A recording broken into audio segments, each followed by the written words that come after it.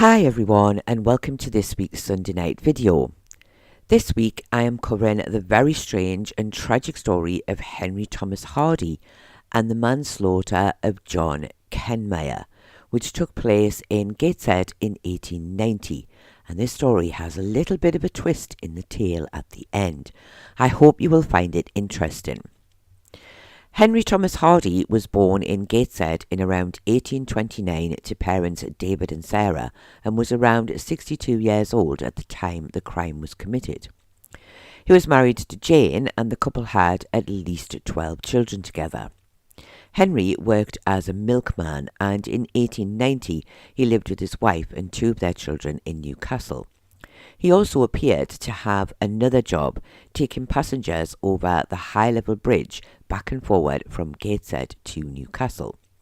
He was not described by anyone as being known to drink a lot. However, he had previously been fined for being drunk in charge of his horse and cart in 1888. John Kenmire was born in London in around 1838 to parents George and Mary. He was married to Elizabeth, and the couple had at least two children together. John worked as a labourer at the Gateshead Railways. He lived with his family at Murray's Yard in Gateshead. There was certainly no mention of John being fond of the drink. It was stated that he was actually very well respected by those who he worked with at the railways. Before we go any further, can I just say, if you do enjoy this video, then please give it a thumbs up. And if you are new here or haven't already done so, then do please consider subscribing to the channel to help support the content that we create. It really is very much appreciated. And it is also completely free to subscribe. It doesn't cost you any money, but it really does help to support the channel.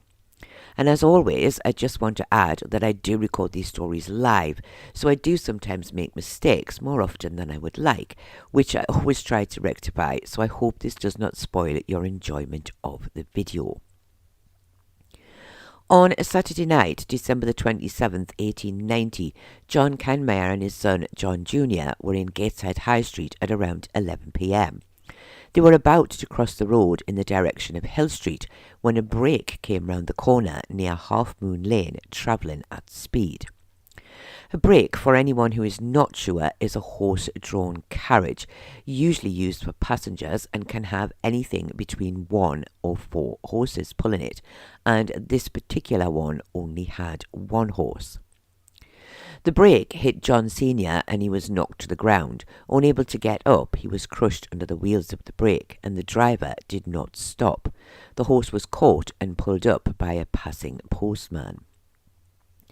The police were already in the area at the time, and they quickly went to the scene of the accident.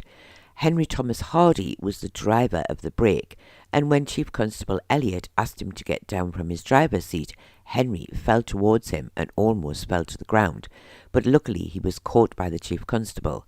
But he was thought to be very drunk at the time and was immediately taken to the police station, where he was seen by Dr. K. John Kenmire had at first been lifted on to the footpath, but was then taken by stretcher to the police station, but he had died almost instantly at the scene. Henry was then charged with causing the death of John Kenmire. He did not make any statement regarding the charge. On December the 29th, Henry appeared before the magistrates at Gateshead Police Court prior to the inquest taking place. Henry was charged with being drunk in charge of a horse brake and also for causing the death of John Kenmire. Pacey Clark said he had been on duty in Gateshead High Street on the night in question, near to Half Moon Lane. He said he had seen John and his son attempting to cross the road, and he had also seen the brake approaching at speed. He said he called out to the driver to pull up, but he had kept on going, and the brake ran into John Sr., knocking him to the ground with the wheels crushing his body. He said a passing postman was able to catch the horse and stop it. He said he had helped to lift John Sr. onto the footpath while Chief Constable Elliot was dealing with Henry Hardy. He said after this he had taken Henry to the police station and returned with a stretcher to carry John to the station to be seen by the doctor. He said although John had died almost instantly, the doctor would still have to examine him, and he was officially pronounced dead by Dr. K at around 11:40 p.m. He said to him, Henry appeared to be very drunk. The defence then spoke to Chief Constable Elliott, asking if the police were viewing this as a case of careless or negligent driving and not as a case of wilful murder. He was told they did not see it as being wilfully done. The defence then asked the magistrates to consider bail for Henry Hardy.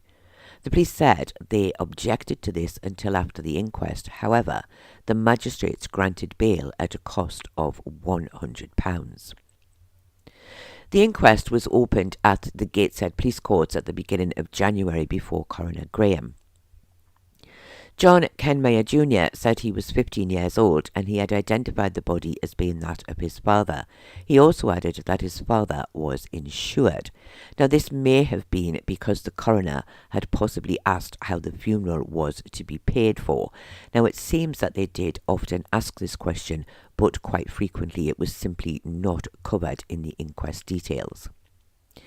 John said he had been on Gateshead High Street on the night of the 27th with his father. He said they were attempting to cross the road. Just as they were about to go over, he said he saw the brake approaching and tried to pull his father back onto the path, but it was too late and the brake ran into him and he went underneath it.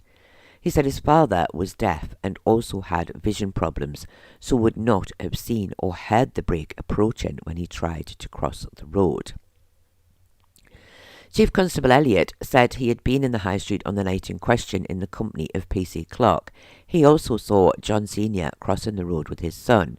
He saw the brake approaching and he tried to call out to the driver to slow down and stop, but he did not do so. After the accident, he said he went to speak to the driver, who appeared to him to be under the influence of drink. He said he did speak to him and said, "You are drunk." He said Henry attempted to get up but was unable to steady himself and fell forward, almost landing on the ground had he not caught him. He said he then handed him over to the custody of P.C. Clark, who took him to the police station and returned with the stretcher to carry John Kenmire. P.C. Clark gave the same evidence as he had given at the magistrate's hearing, only adding that Henry had almost had to be carried to the station as he was unable to walk. He said he really was helplessly drunk. Edward Aikenhead said he was a postman in Gateshead. He had been in the High Street on the night of the 27th. He saw the brake knock John Kenmire down and run him over. He said he was able to get hold of the horse and stop it. He said he also helped P.C. Clark to transport Henry to the police station as he was too drunk to walk. Dr. K said he had been called to the police station on the night of the 27th of December. He said he had examined Henry Hardy. He did not appear to be injured, but did appear to be suffering the effects of too much drink. He said John Kenmire was already dead when he had arrived at the police station. He said he had also performed the post-mortem on the body of John Kenmire. He had several broken ribs and these had punctured the lungs and other organs of the body, and it was his professional opinion that the cause of death had been due to the injuries received after being run over by the brake, causing the ribs to puncture the vital organs of the body. The coroner then spoke to the jury, saying it was for them to decide if they felt that Henry Hardy had been too drunk to avoid danger when driving the brake that night, or if they felt that John Sr. should have taken more care when crossing the road, as he would have been aware that the brake was due to arrive on the road around the same time as he was about to cross. If they felt that Henry was at fault, then this would be a case of manslaughter. However, if they felt that John Sr. was also at fault, then they must give the driver the benefit of the doubt and decide that this had been an accident where all were at fault. The jury retired for a short while before returning with a verdict that John Kenmire had died due to the driver being drunk and unfit to drive the brake. However, they also felt that John Kenmire was to blame for not taking enough care to cross the road. The coroner spoke to them to state that they must decide who was the most to blame for the incident, which is quite strange considering his earlier statement. The jury retired for a second time, and again, after only a few minutes, they returned with a verdict that Henry Hardy was more to blame than John Kenmire. To this, the coroner said, "Then you return a verdict of manslaughter." Henry Hardy was then committed for trial. However, he was also allowed bail, so would not be in prison while he awaited his trial. Although I did not find any details of a funeral taking place for John Kenmire, because his son had stated he was insured, it is safe to say this would not have been a pauper's funeral. It may have simply been a private funeral which the family did not wish to be covered in the local papers at the time. I did not find any evidence of a headstone for John Kenmire anywhere in the Gateshead area. The trial was held at Durham in late February of 1891, and it is possible that the judge was Mr. Justice Matthews. Henry pleaded not guilty to the charge, and as is often the case, the evidence given at the trial is often the same as that given at the inquest, and on this occasion the only new information comes from the prosecution and the defence. The prosecution simply stated that Henry had been proven to be under the influence of drink on the night in question.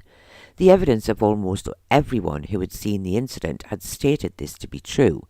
He then asked, had he been sober, would he have been able to avoid John Kenmire when he saw him crossing the road? The defence gave very little detail. However, their case was very simple.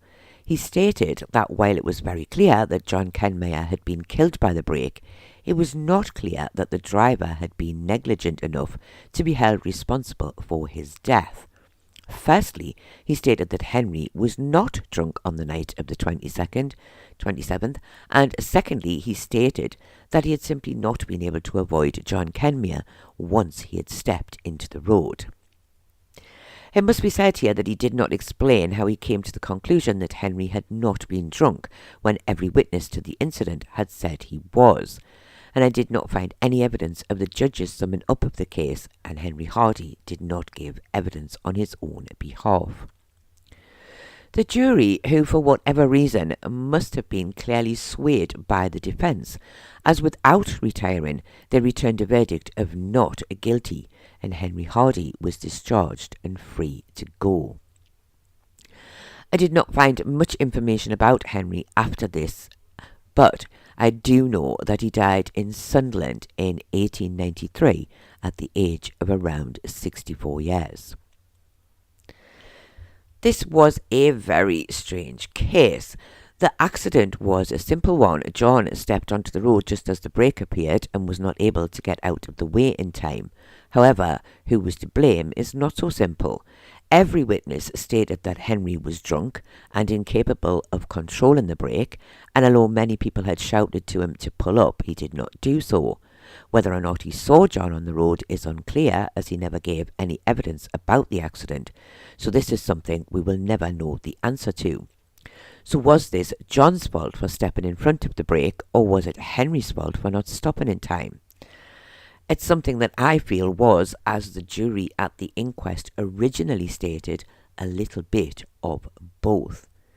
However, the defence stating that Henry had not been drunk at the time seems very bizarre, as it was pretty clear that he had been very much under the influence of drink, given the evidence that had been given by those who had seen him on that night.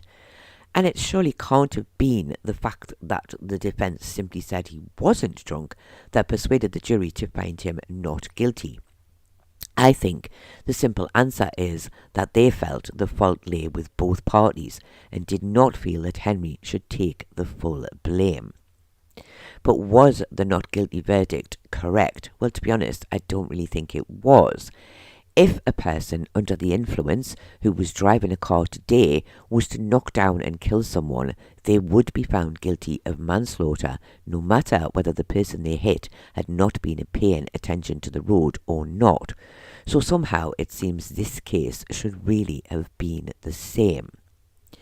But what do you think? Do you think John was not paying attention when he crossed the road and should have stepped back when his son tried to stop him from crossing? Do you think Henry was so drunk that he did not see John or hear people shouting to him to stop before he hit him?